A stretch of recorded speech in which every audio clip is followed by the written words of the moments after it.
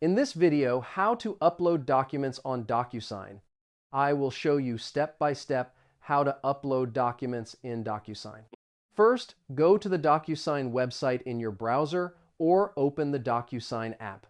Log in to your account using your email and password.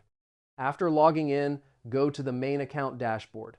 Now click the button called New or Send an Envelope. This option allows you to add documents for signature. Click the Upload option to upload a file. You can also drag and drop the file into the upload area. Select the document from your computer or phone. Docusign supports PDF, Word, and other file formats. After selecting the file, click Open to upload the document. The file will be uploaded to the platform automatically. Now you can add recipients for the document. Enter the name and email of the person who will receive the file.